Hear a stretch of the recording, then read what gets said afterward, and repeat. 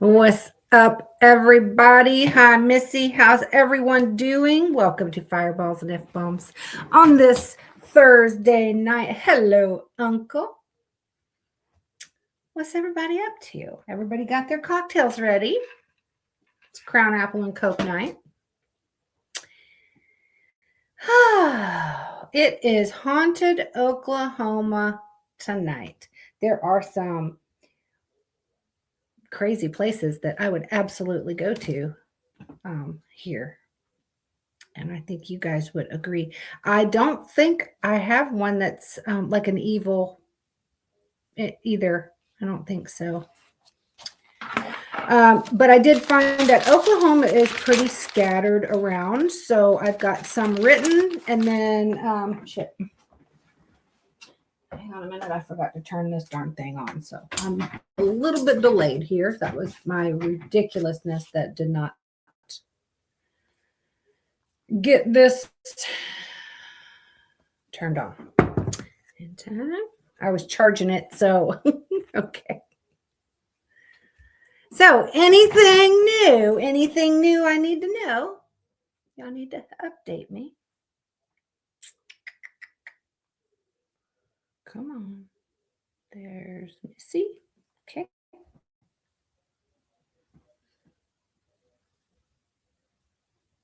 Come on.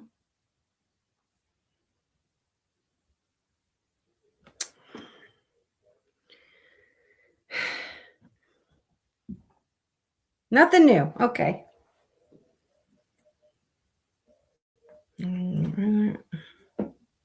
Come on. All right. So I have the list and I read what they originally write about the places. And then y'all know I do my own investigation and see what I can find out for myself. And then if I need to, I have my third internet looker upper over here that I can I can go check out some shit over there. So let's get started.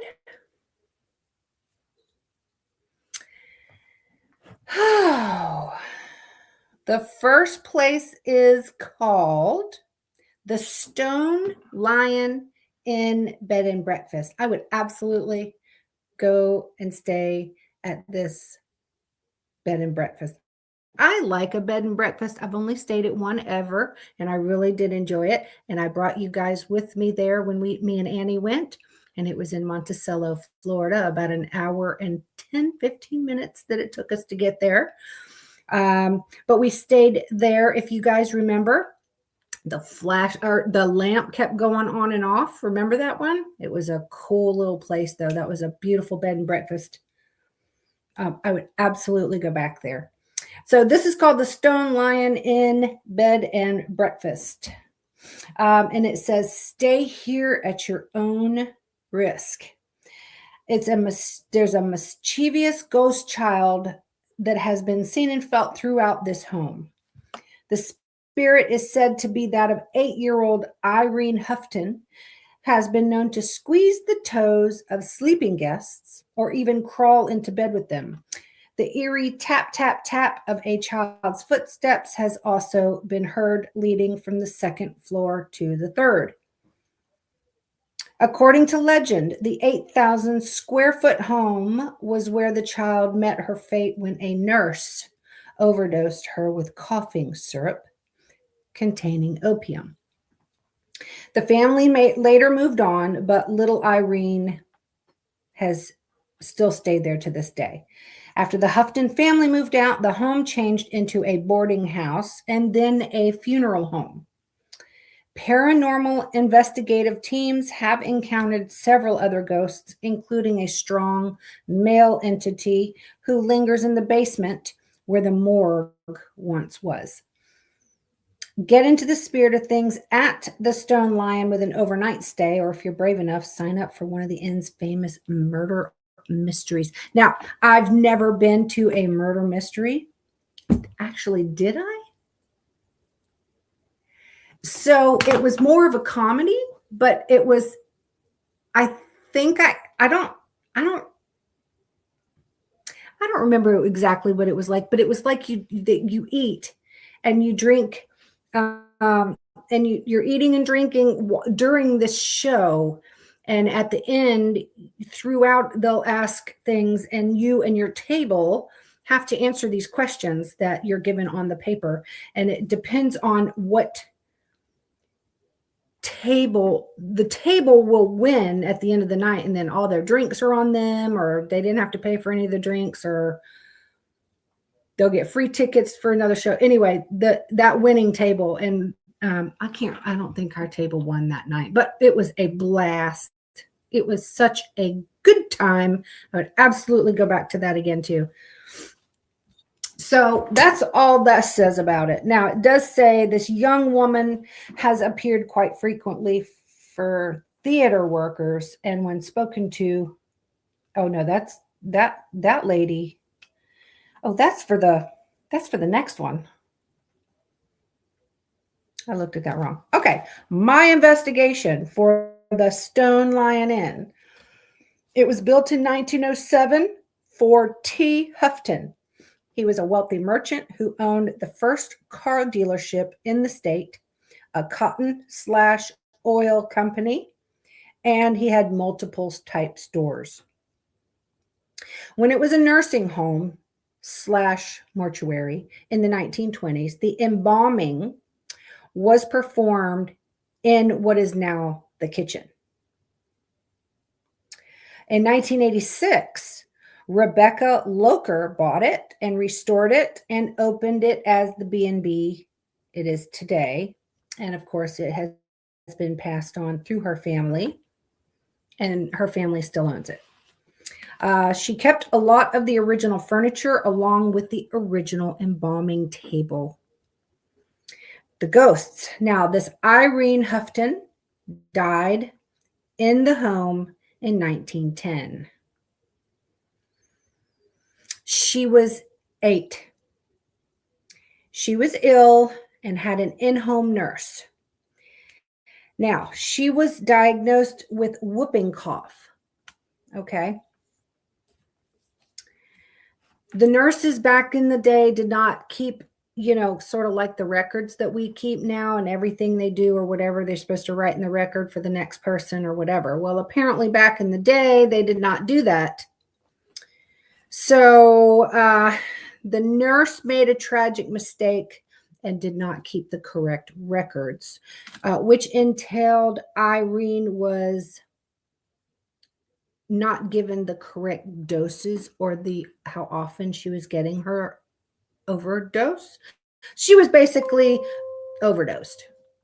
So she died of an overdose, basically, from whooping cough.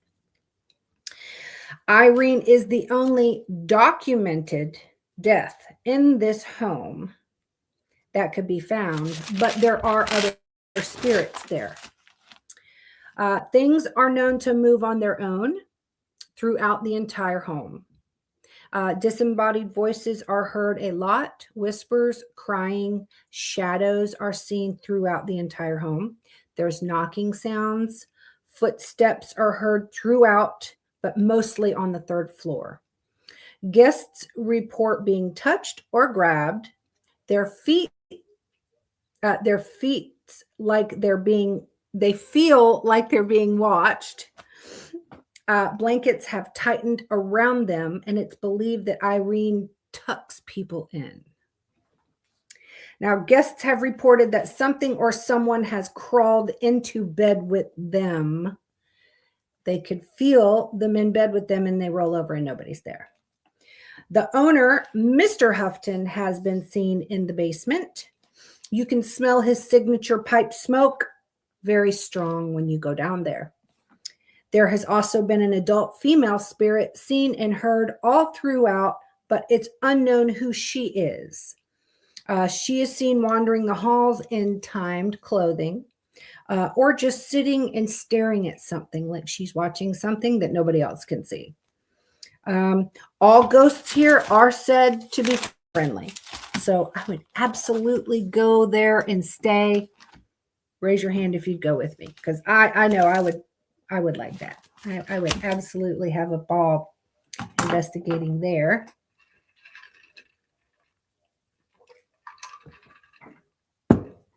Was it the tea place? No.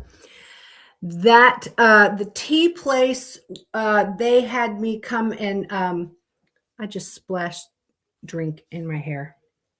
The tea place was down south in Gainesville or Alachua.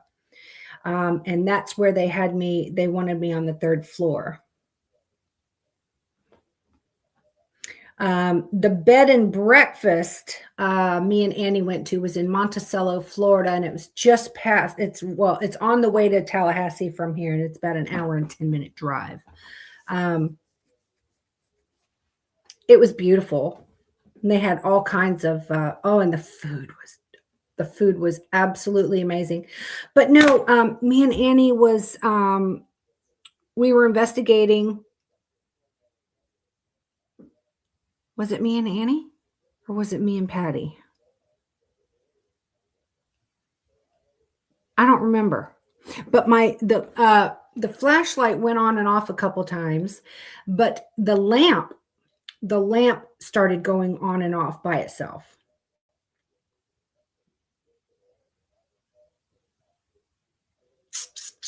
If y'all remember the lamp. And I was sleeping on that damn side. It was on my side of the bed that the lamp started going on and off. I was looking, and remember I was taking the camera and I was looking all over. Is there a timer? Is there anything? And couldn't find a darn thing except we followed where it was plugged in. But it flashed, I don't know, 4 or 5 times.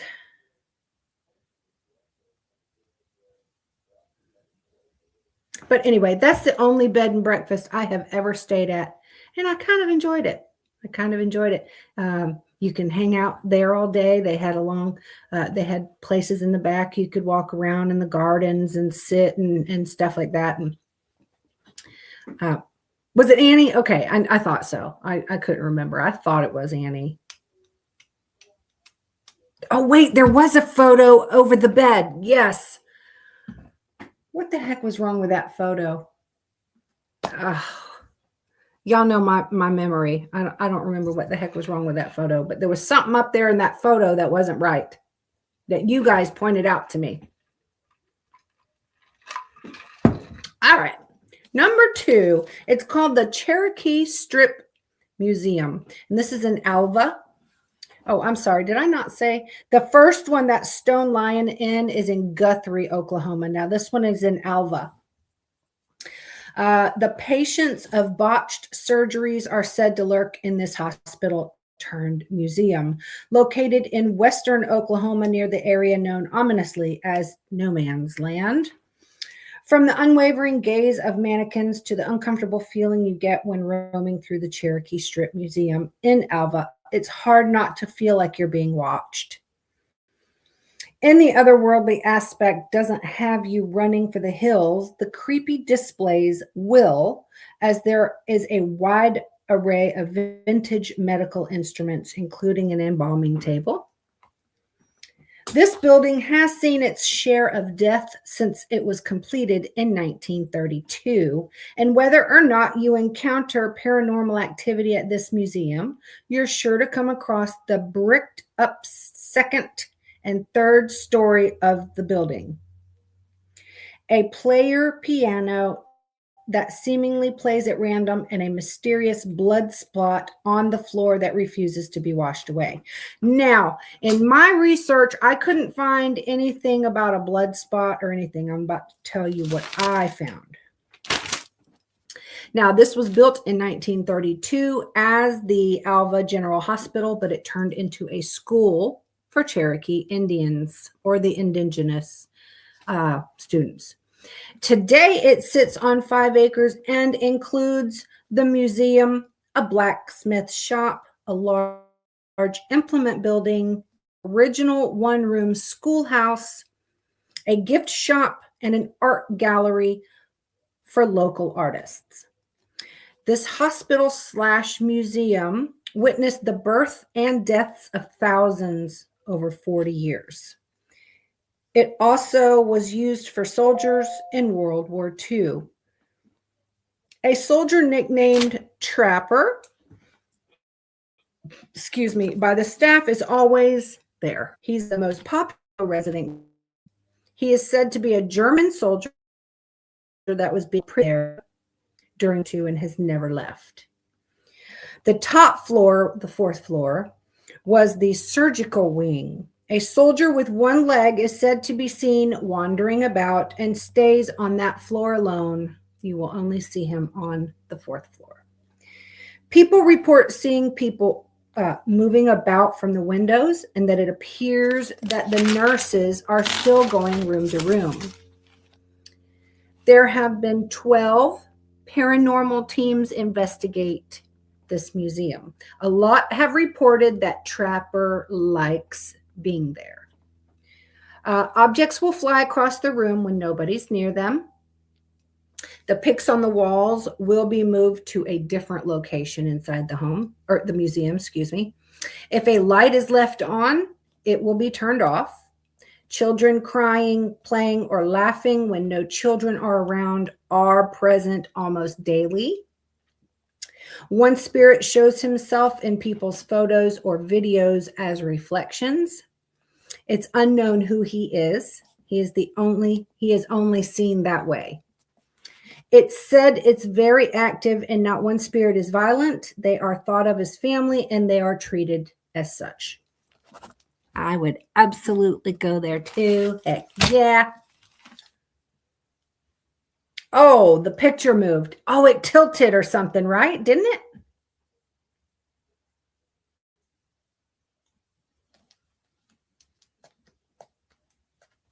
I have the hard time remembering that shit. I think it like tilted or something.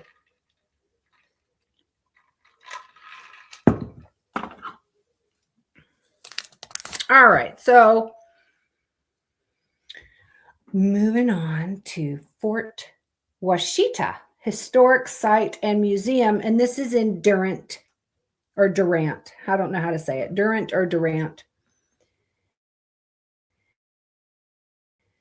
A strong-willed female ghost, Aunt Jane, is rumored to haunt the grounds. This was built in 1842 and used until the Civil War broke out in 1862. Fort Washita was the home of Aunt Jane until she was murdered by roving thieves when she refused to tell them where her money was hidden. In a vicious struggle, the thieves beheaded Aunt Jane, and her remains were scattered and buried all across the property. Aunt Jane kept a relatively low profile until the late 19th or early 20th century, when her spirit allegedly possessed a child named Molly Stalcup, who lived near the fort. Aunt Jane threatened to cut off all the child's hair and only fled after Miss Stalcup began praying. Today, visitors can tour the ground of Fort Washita, including the officers' quarters and original sandstone structures. The fort also hosts the annual Rendezvous at Fort Washita, a popular reenactment of wild frontier days.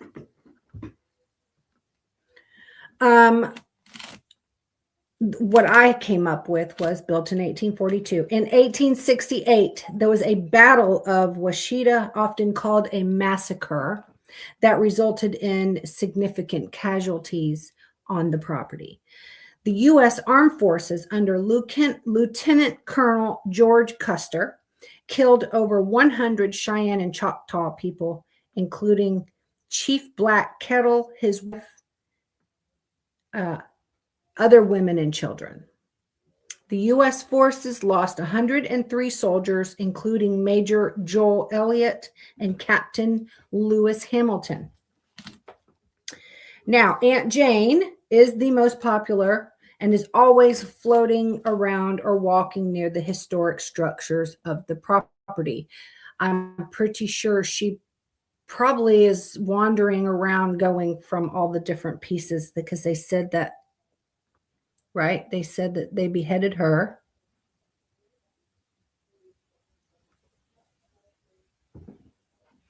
And her remains were scattered and buried around the property. So she might be going to all the locations where pieces of her body were buried.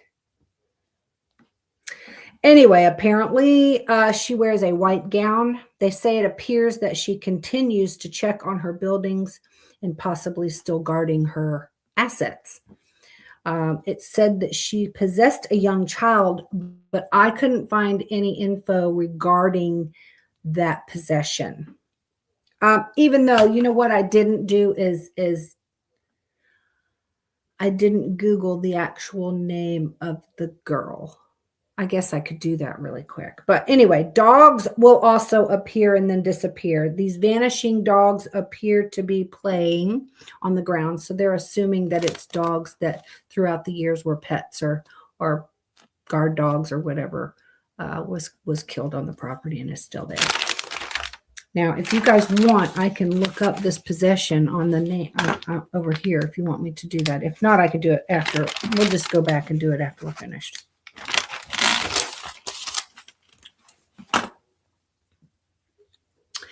Now, number 4, Constantine Theater and Pumpkin Theater in Pawhuska. It says Pawhuska and Ponca City. So I don't know if that's like the same thing. Now it says, in a dark theater, it's sometimes hard to tell who belongs there and who doesn't. If you're visiting either the Constantine Theater or the Pumpkin Theater in Ponca City, you may want to steer clear of the balconies where it said the ghostly visitors often appear. Theater patrons at the Constantine describe this ghost as a beautiful young woman garbed in a button-down dress. Some claim she's Sappho Constantine Brown, the daughter of George Constantine. Authors Ellen Robson and Diane Halicki even wrote about the mysterious figure in their book, Haunted Highway, The Spirits of Route 66. Oh, shit, that's coming up, isn't it? Thank you, Missy. Seat number 4 is the favorite of the Poncan ghost, who also wears a dress, sweater, and old-fashioned shoes. This young woman has appeared quite frequently for theater workers, and when spoken to, she sits quietly and appears to be watching someone on stage. Now, the Constantine Theater was built in 1880, and it started as Pawhuska.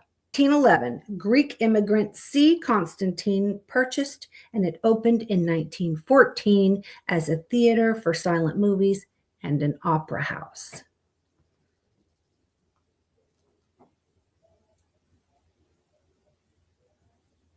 Did you guys hear that?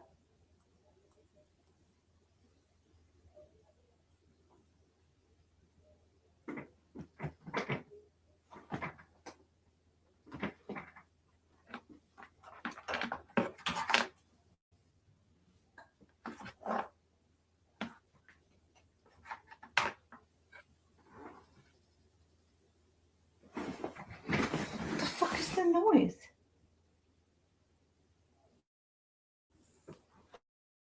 It's clicking.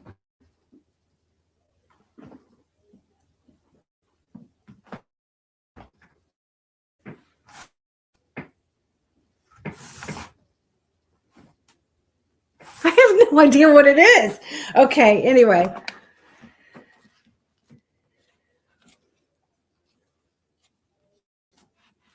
It closed in the 1970s, but it was restored and reopened in 1980s. It still runs as a theater for events, plays, and musicals.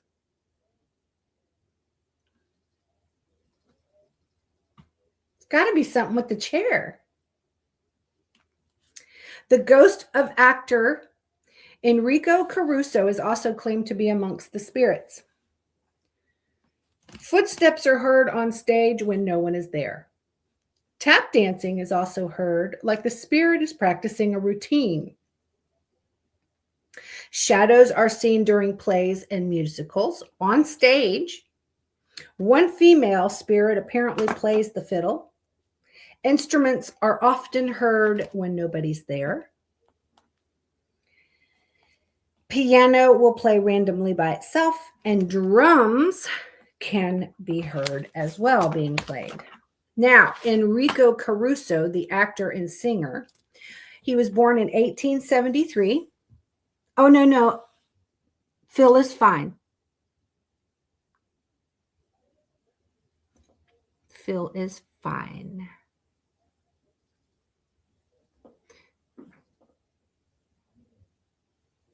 Others, no. Phil is okay. Thank you, Uncle. Okay. All right. I looked up this, the actor singer. Okay. He was born in 1873. He's an Italian operatic tenor who sang at major opera houses. He started singing at age 22 and became a top opera singer in that time. He sang at the Constantine over 100 times. Caruso was diagnosed with pleurisy. Pleurisy is no, that's fine. I think that's the Phil. I think that's the Phil I know. If it's the Phil I know, then he'll know something to put up there that I'll know it's him. If it's not, then I don't care. Okay. I don't know if I'm saying this word right. Pleurisy. Pleurisy. Pleurisy or pleurisy and pneumonia.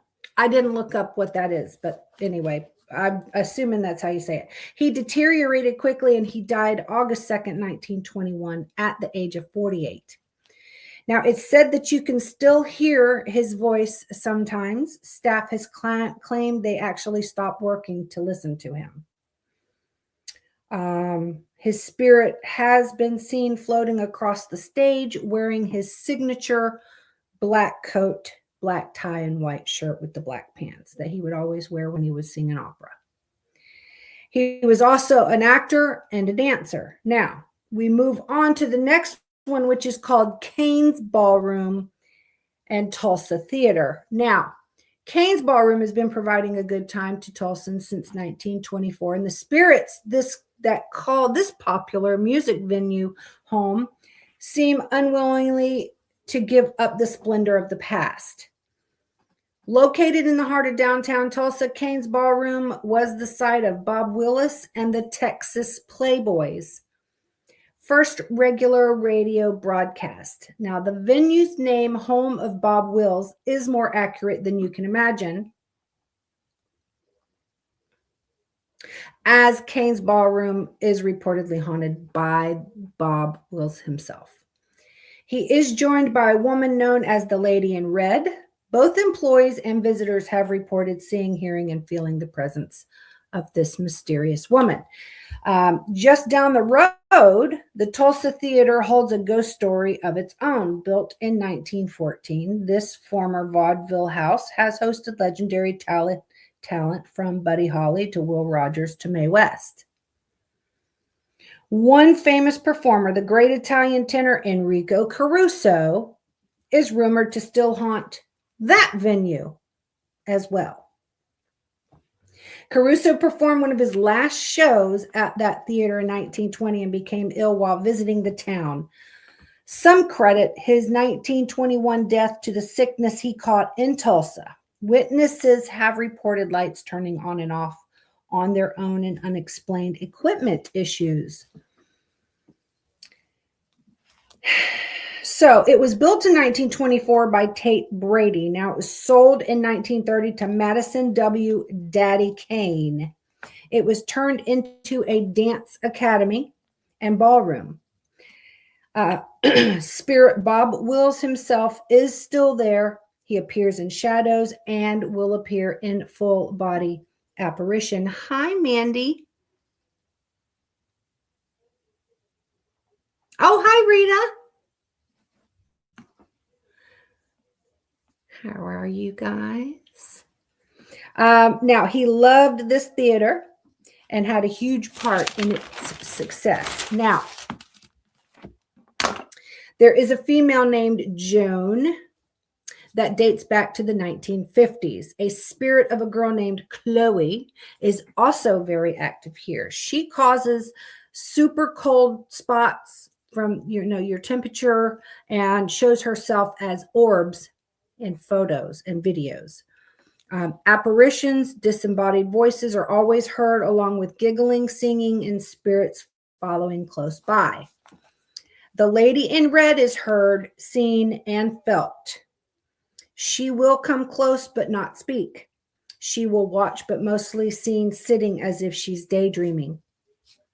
And Enrico Caruso is seen here as well. And it's said that you can hear him singing and claims he's in the same black suit. He acted at this theater as well. So that's why I had to put those back to back, because he's also over here. So he's now seen. So that spirit actually goes to two different places back and forth, because that's what he did basically his whole life, was entertain. And apparently he was at these two theaters a lot, and they're neighbors right down the street from one another. So it makes sense.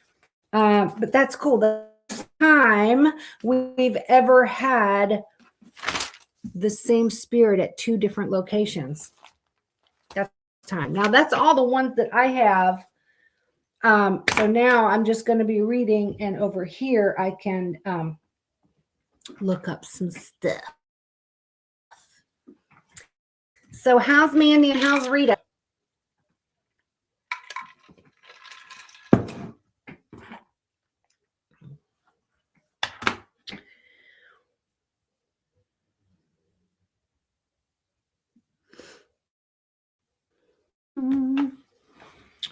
Let me just take a peek and see what's going on over here.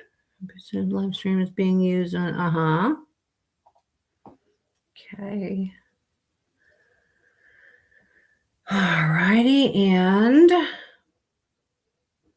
recommission as a fort on the, okay, hold on a minute.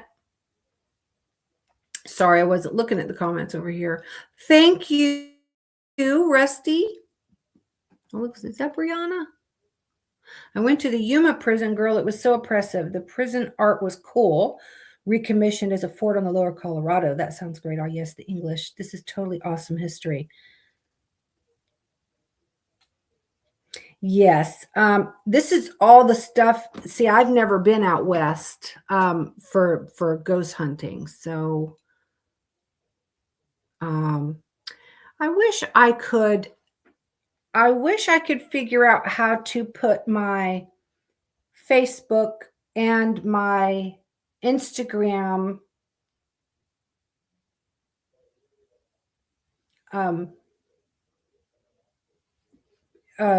comments all together. I have to go to each separate one, because my podcast is showing on StreamYard, which is YouTube, Facebook, and Instagram. So I apologize if I'm not responding to y'all's comments right away. Or if you do come into the YouTube, yes. So if you come into the YouTube, follow Copper Lolly on YouTube. It does show that I'm live on there. And if you have a YouTube account, you can join into the comments.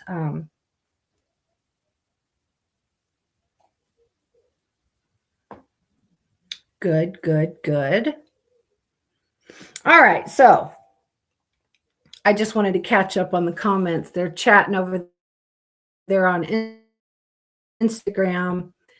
And mine's the first night that I've actually linked the Facebook to it. So I'm still trying to get used to how that's working. So but Instagram, I'm still switching back and forth. So I'm not.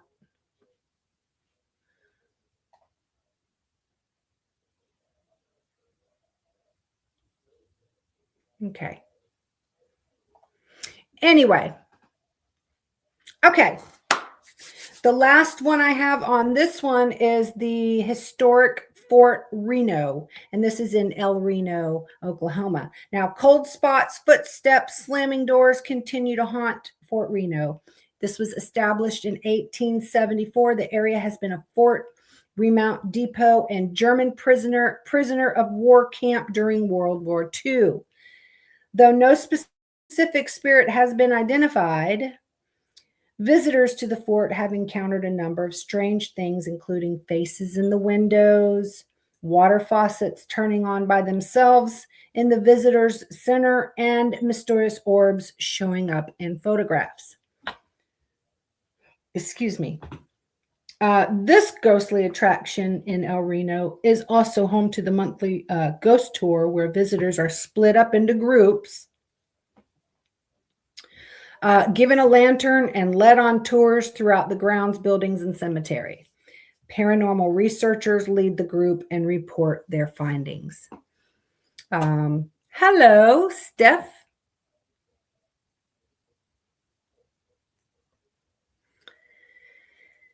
So I'm going to move over to this side because I do have a few more that I didn't get over here on this one. Now, this one is called The Dead Woman's Crossing, and this is in Weatherford, Oklahoma. Now, the Dead Woman's Crossing is a bridge on a road around Deer Creek. Local legend states that in 1905, a woman called Katie DeWitt James and her baby girl Lulu Bell boarded a train to visit family in Payne County. Oh, hey. She's the one that was, I'm sorry, she's the one that was commenting over there on Instagram. And this is the first time I'm having to go to all three different ones looking at the comments. Okay. She had just filed for divorce on the grounds of cruel treatment at the hands of her husband. Her father had personally put her on the train and expected to hear from her in the next few days. However, weeks passed with no word from his daughter, so he engaged a private detective to locate her. The detective learned that Katie had befriended a prostitute named Fanny Norton on the taken her and the baby to her brother-in-law's house in Clinton, Oklahoma. They stayed there for a few hours and then took a trip in a buggy. Fanny returned alone and claimed to have no idea where the pair was. However, the detective found that the buggy had disappeared into a field near the creek, where it was spent around an hour before coming speeding back out with blood stain on the wheel. Hi, Angie. How you doing, girl? I miss you. Oh, Angie, I need to get with you. Got some info, girl. I got to get with you. Okay. Fanny then stopped at a nearby farm and gave him the baby wrapped in a bloody dress. Now, however, on being questioned by the detective, she denied any involvement, although the fact that she poisoned herself later that same day seems to indicate her guilt. Local legend states that Katie's spirit now roams the area around Deer Creek in search of her baby, sometimes calling out her name. Some witnesses even claim that if you stand under the bridge and keep very still, you can actually hear the wagon wheels rattling above you.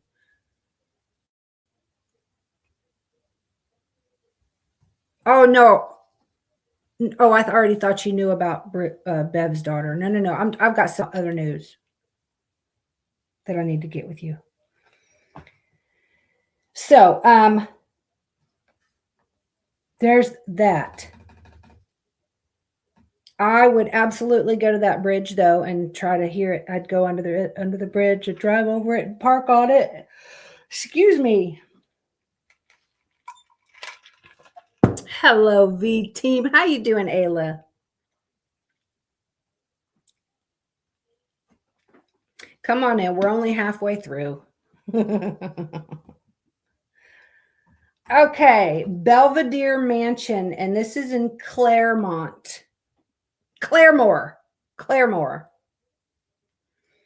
Oklahoma.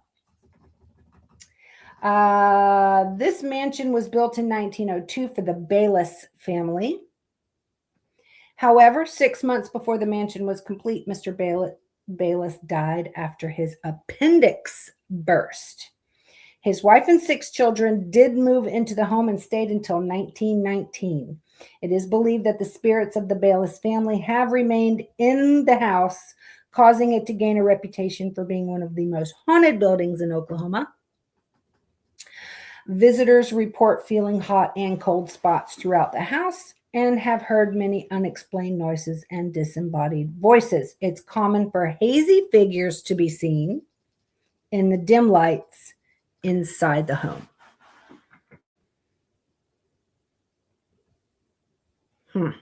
I'd go there too. You know, that's got to be painful with that. Don't you think if your appendix burst? I think that would be painful.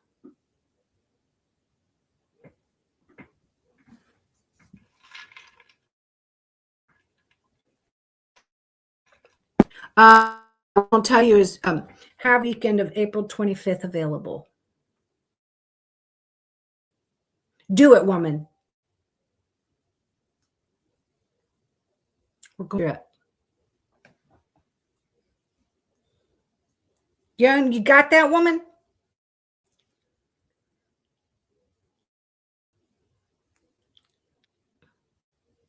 It's a short trip.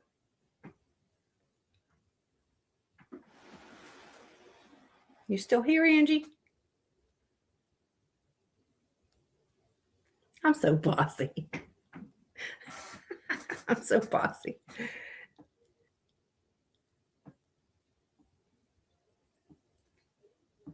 Okay, anyway, I'll continue reading. Now, Veterans Lake, and this is in Sulphur, Oklahoma. Now, I would already be turned off from the word sulfur. I'm telling you to have the weekend of April 25th available because you and I are going on a short trip.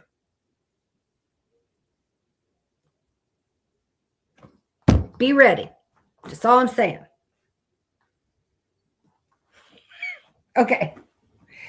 Anyway, if you guys ghost hunt or follow me, y'all know what sulfur means. Y'all know if you smell sulfur on a ghost hunt, that's some evil shit right there. So I don't like the smell of rotten eggs because that's like you're smelling bad, a bad spirit. But Veterans Lake in Sulphur, Oklahoma. This has long had a reputation for being one of the most haunted locations in Oklahoma.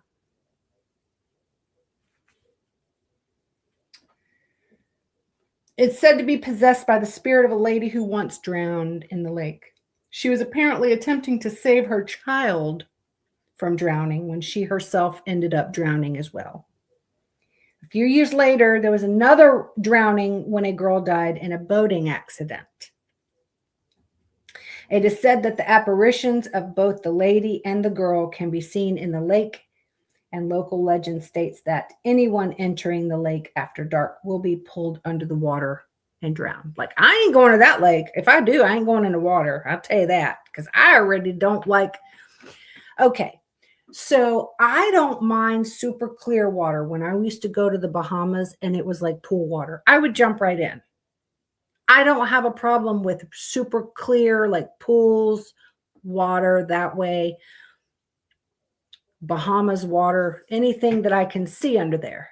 If it is dark water where I can't see underneath it, I can tell you right now, I ain't getting in it. That's a big fuck no on that. No, thank you. I mean, am I alone in that? Because I'm pretty sure that a lot of people feel that they're not going to go in dark water like that. I know they go in clear water. But anywho, yeah. Yeah. All right. So we did the Pahaska. There's that. We did that. Did that one. Kane's Ballroom did that one. Blanchard Cemetery. Y'all know how I feel about cemeteries. I don't always do cemeteries for the most haunted because every cemetery has spirits. Every single one of them are haunted. There's dead people there. So the spirits do remain around where their body is left. So cemeteries, I don't do a lot, but this apparently haunted by a very tall man in a dark colored suit. He's apparently a man who's buried in the cemetery, but his spirit has no malevolence towards anybody. In fact, most of the witnesses report seeing him say that he's usually waving at them in a friendly manner. Perhaps his family is long gone and he's simply lonely. This is not the only paranormal activity that is reported at this cemetery. Another reason why it's considered one of the most haunted places in Oklahoma is that at night there are lots of strange, unexplained noises to be heard.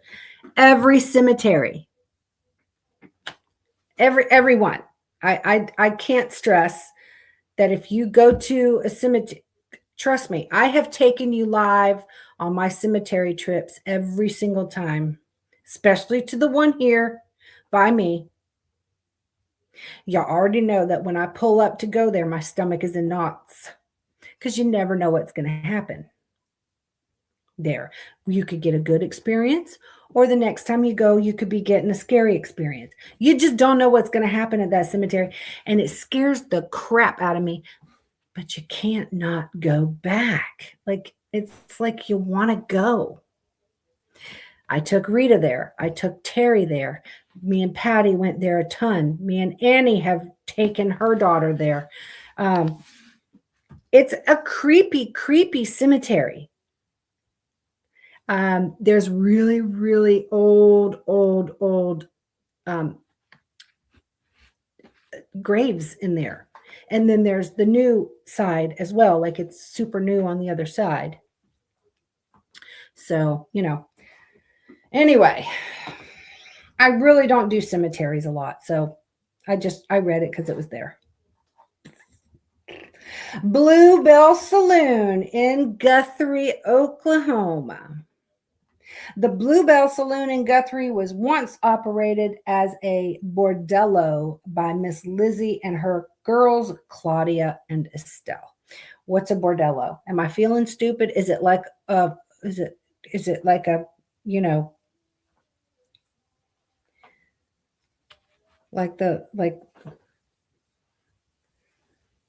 what's a bordello? Anybody know? I feel dumb asking. Let me try to Google that. Operated as a is that where inside the Miss Lizzie had Claudia's body buried inside the saloon and continued to operate the bordello with Estelle.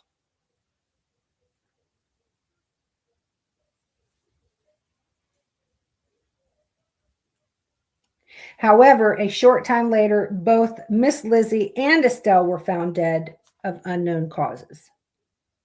Ever since these deaths, the saloon has been haunted by Miss Lizzie and her girls.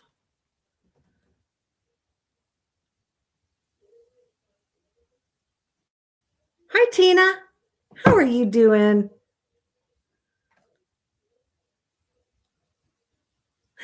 Wait, so you're on the same as what I'm thinking it is? It's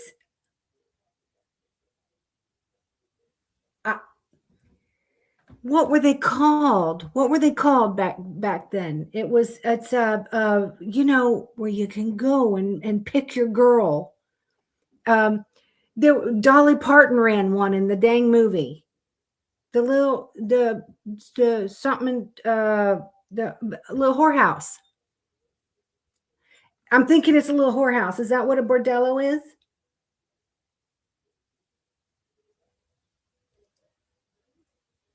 Girls of the Night, best little whorehouse. Yeah, thank you. That's what I'm thinking it is. You know what? I'm gonna look it up right now because I just want to make sure that I'm thinking that it's truly that. Hang on, let me. I'm gonna look right now. Oops. Turn around. Turn over. Okay. What is a bordello? I feel so stupid. That's the word. That's the word. That's the word I was trying to think of, Missy. Yes. Right. Okay. Right. Okay. A bordello. Oh, it is a brothel. It does. It says a brothel right there. Mm-hmm. It's a brothel. Ah.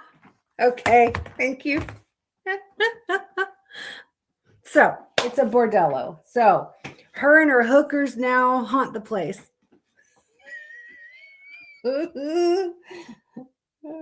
So Miss Lizzie and Estelle and Claudia are all three still there.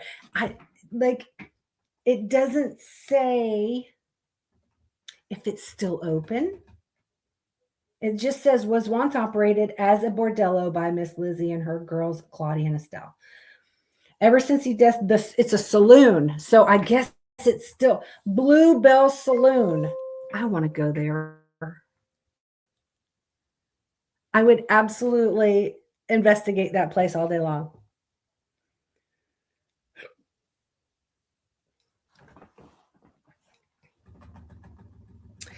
Mohawk Park and Golf Course.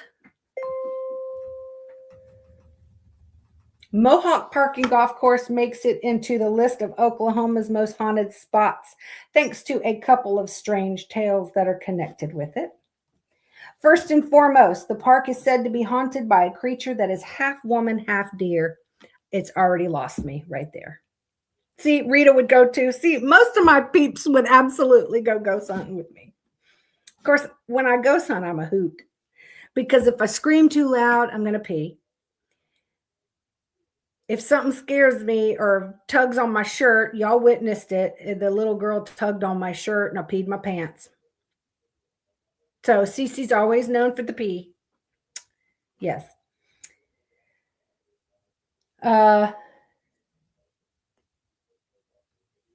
Okay, so it's made it onto the list of Oklahoma's most haunted spots thanks to a couple of strange tales that are connected with it. First and foremost, the park is said to be haunted by a creature that is half woman, half deer. It's already lost me. Already lost me. There's also little people who apparently roam around the whole property and can be heard making all sorts of strange noises. Don't believe that either. I don't believe this one. This is something I would have to see for myself. You cannot make me think there's a woman that's a half woman, half deer. Just like on the roadside, you drive down certain roads and there's the big 8-foot animal on the side of the road with red glowing eyes that's flying and keeping up with your car. I am not going to believe that. I don't believe in Bigfoot. There's certain things that I think is a crop of poop. It's a crock.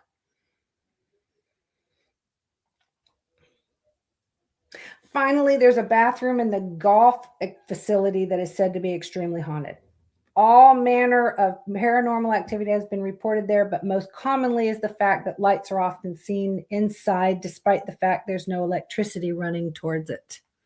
That I believe. That power will come on if there's no. I believe that. I'm been a paranormal investigator for quite a long time now.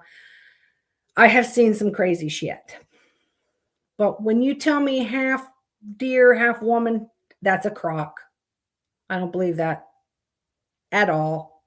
I don't believe in these little tiny people that run around in the woods, and I don't believe all that crap. You can't. I'd have to see it before I believe it. I would think you're lying to me. Langston's Western Wear in Oklahoma City. This is a former dance hall and bar built back in 1919. Today, it is said to be one of the most haunted places in Oklahoma thanks to the presence of two ghostly sisters named Rose and Patty. The sisters are said to have been taxi dancers in the old dance hall, which means the customers would pay them to partner with them on the dance floor. Taxi dancers. Okay. The story goes that Patty was shot by her boyfriend, leaving her sister so distraught that she hung herself in the upstairs room at the dance hall. Ever since the girls died, there have been a variety of unexpected events at the property, leading people to believe that Patty and Rose are haunting the building. That I believe.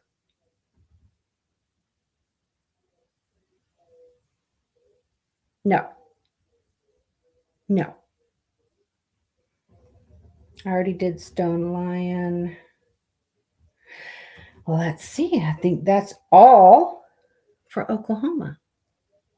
Well, that's all the ones that's listed. Let me click on this and see. Learn more on haunted hotels. I just looked in that. I just read every one of them in here. Oh, okay. Noble House and Restaurant in Watonga. It was built in 1912 and has guest rooms named after local residents, said to be one of the most haunted hotels in Oklahoma, with a number of ghost stories connected to it. The second floor, in particular, is very active, with guests hearing a phantom footsteps on the roof, cold presences in the room, and disembodied whispers.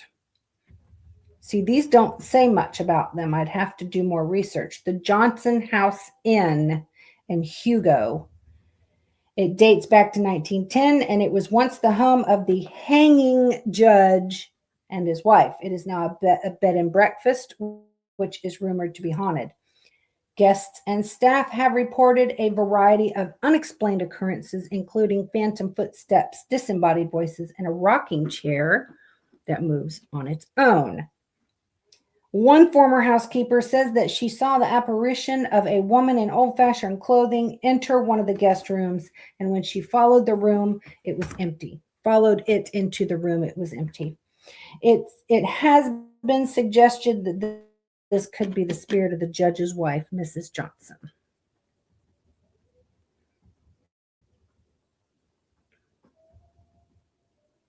Arcadian Inn in Edmond. I don't know where any of these places are. Northeast, southwest Oklahoma. I don't know, but they're beautiful pictures.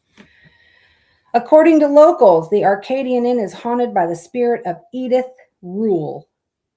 Edith is the wife of the Dr. A.M. Rule, who built the mansion back in 1908. 1908 is the year my grandmother, Elsie Mae, was born, and that's who my big truck is named after, Elsie Mae. The doctor never saw patients in the house, but there are rumors that he kept cadavers in the basement during the 40s and the 50s. However, when Edith passed away in 1977, several of the rooms had medical equipment in them.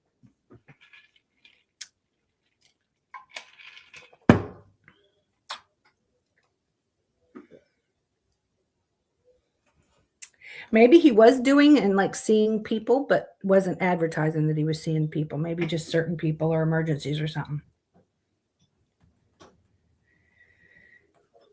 Regency Inn and Suites in Elk City.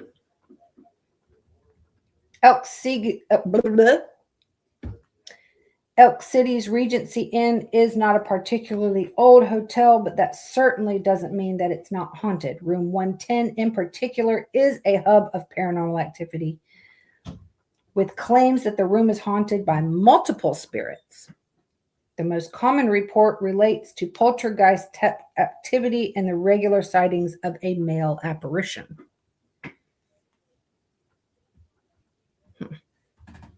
The Atherton Hotel in Stillwater. Located on campus at Oklahoma State University.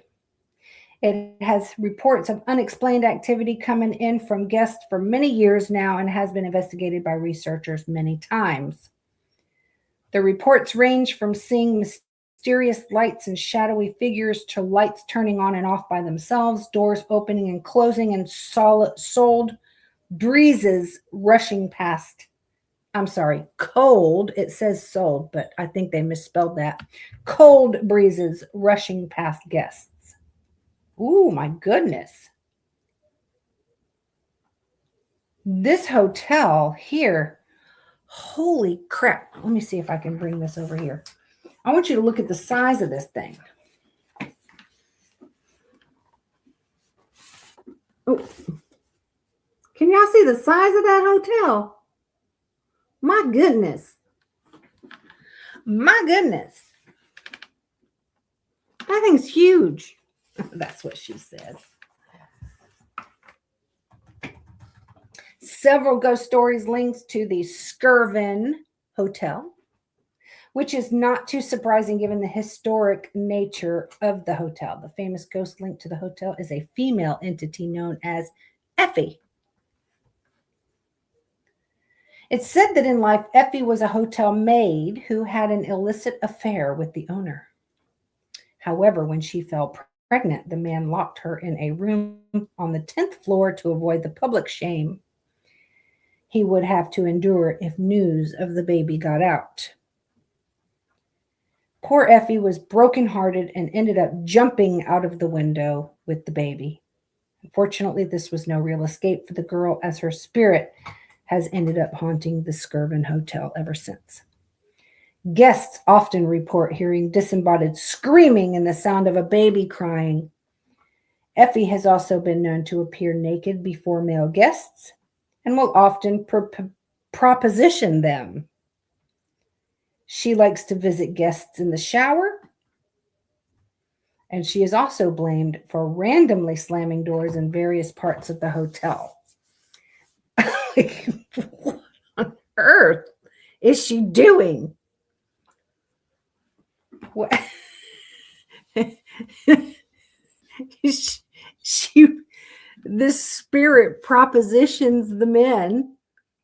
What does she do? And hits on them.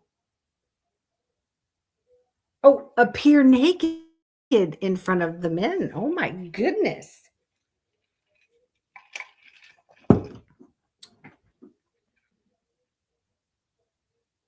Like, if she shows herself in full body apparition, how would you? I mean, I'm assuming that you could look and be able to tell if it's a spirit or not that you're looking at. That's, I mean, what if this thing's naked in front of you? Would you be able to tell? I mean, I've seen ghosts. I mean, I've seen full body apparitions. But I've only seen like the shape, like you couldn't see a face, or the hands were missing, or there's part of it like you can see through type thing. So that's crazy. That's crazy. That's all I have for Oklahoma.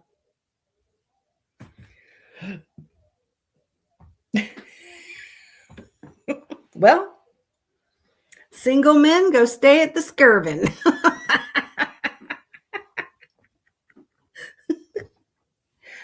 So that's some funny shit right there.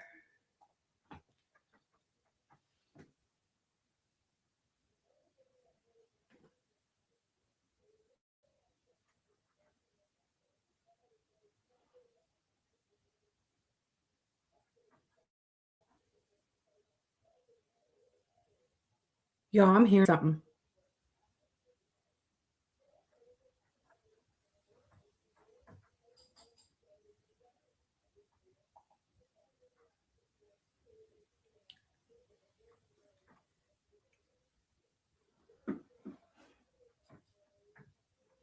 There's something outside that fucking window.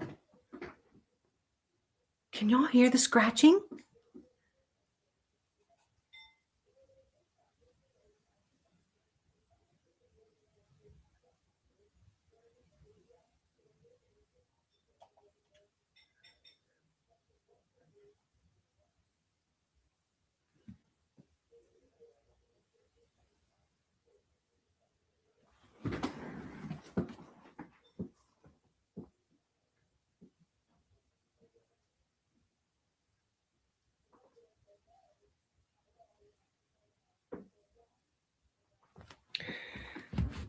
This wall goes outside. There's no trees outside here. There's a fence.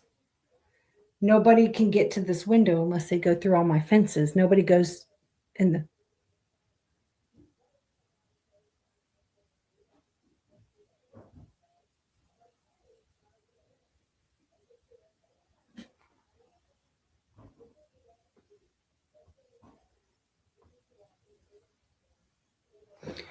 Did you guys hear it?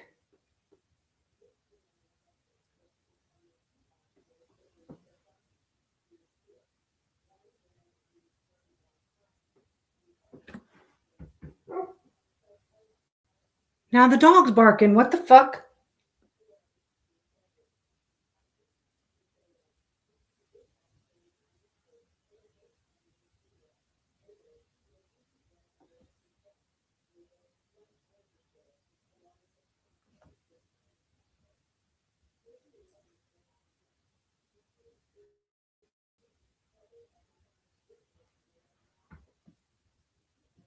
It stopped now.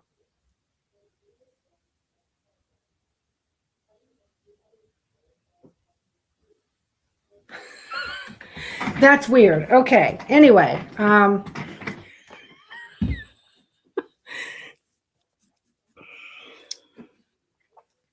if it is a critter, it's on the out. No, my mom's in the kitchen. My mom's in the kitchen and her TV's on.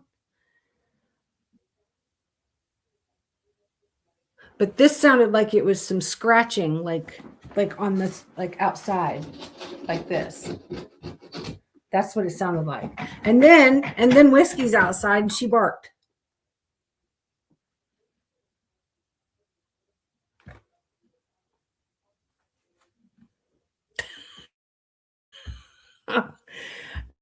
That was a little bit freaky, y'all.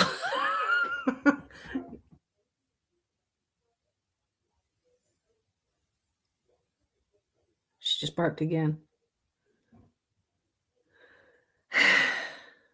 I have the craziest shit happen to me when I'm on the podcast, don't I?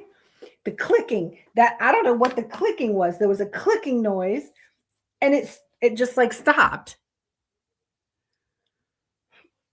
I have no idea what the click. That was over here with something with the chair or the wires or something.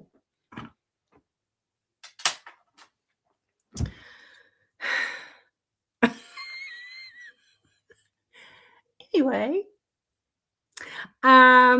so let's see. The next state, Oklahoma, is done. Get my pen. Oregon is the next state, but my next podcast will be the February horoscopes. Can you believe it's freaking February already? It was just yesterday was New Year's, wasn't it? Because it's flying by already. But I got my Valentine's nails done today, so I'm ready. I don't got no Valentine, but I work in the public, so I try to have my nails done. I have nobody to worry about impressing, so anywho, the next podcast. Okay, so I work tomorrow and I'm off Saturday, and then I work Sunday, Monday, Tuesday, Wednesday in a row. Now, Thursday, I'm going to try to get to the PD. I have not been to the PD, and I have a day. So see if I can get over there on Thursday. If I can get to the PD on Thursday and it's a good day, I'm going to try to have the horoscopes either Friday or Saturday because I'm off Friday, Saturday. So I'm off Thursday, Friday, Saturday next week. So If I don't have it Friday, I'll have it Saturday, but I usually try to get those horoscopes done within the first week.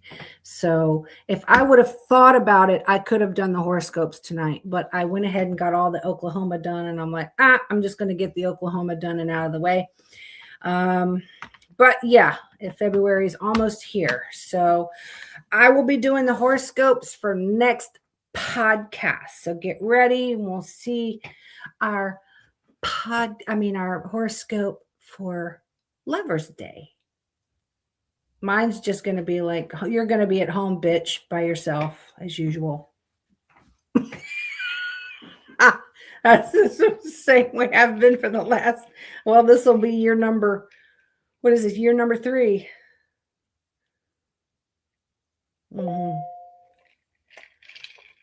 Missy, you're fucking awesome. I just got to thank you. Oh, Lord. But anyway, I'm going to get off here. I will stay live over on Clapper for a little while longer. I'm going to have to suit up and get outside. Hello, Karen. Again, I'm so sorry I'm not able to see your comments over here on Instagram or Facebook right away. I have to keep switching back and forth.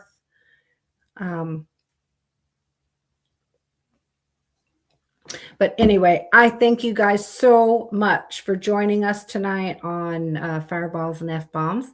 I will see you next time for February horoscopes. I love you guys. Have a wonderful, wonderful